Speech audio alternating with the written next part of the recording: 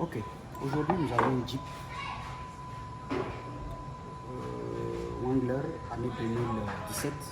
Le problème c'est le calculateur.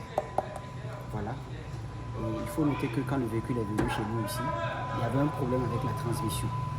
Les vitesses ne changeaient pas. Et il était même sur le point de casser sa boîte. Alors là, j'ai investigué, j'ai vu que c'était le calculateur le problème. La chance qu'il a eue, il était allé ailleurs déjà, on voulait lui faire changer la boîte ou envisager des réparations sur la boîte. Et je lui ai dit non et passer pour un diagnostic simplement. Nous allons voir concrètement si le problème vient de la boîte ou d'ailleurs. Parce que la plupart du temps, le problème peut venir d'ailleurs et les gars n'arrivent pas à bien faire le diagnostic pour sortir le problème exact, avec l'exactitude. C'est quand vous finissez de réparer ou bien vous changez la boîte ou vous changez la pièce que vous vous rendez compte. En réalité, ce n'était pas ce qui était vu. Donc ici, nous sommes spécialisés dans le diagnostic électronique et nous avons pu résoudre le problème.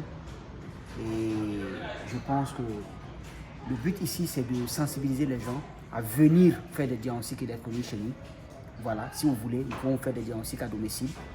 Bien sûr, vous discutez avec nous. À l'avant, nous vous donnons les modalités et notre déplacement. Nous venons chez vous pour le diagnostic et il n'y a pas de souci. Et après, on peut vous envoyer un devis de réparation si vous voulez. Donc, Oscar Pérus Bago, Carré la référence, spécialiste en électronique automobile. Nous sommes au Ouaga à Sissé, derrière la pharmacie Martin. Microfinance, Cofina, vous verrez, les deux sont collés. Nous sommes juste derrière ça.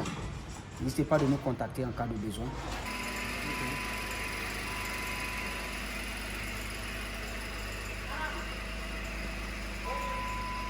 Là, présentement, nous pouvons passer la vitesse, le D,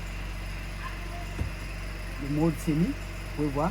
Auparavant, quand vous engagez la vitesse, ça cogne. Voilà, ça cogne. Et quand vous roulez, vous ne sentez qu'une seule vitesse. Vous sentez que les vitesses ne passent pas. Et là, pas de témoin. Le témoin qui était resté allumé également avec les témoins de traction et autres. Et après le travail, vous voyez que tous les témoins sont éteints. C'est juste que le carburant il est en réserve. Voilà. Et la boîte ne cogne plus. Ni la marche arrière ne cogne plus. Donc, c'est un peu ça. Merci et à la prochaine vidéo.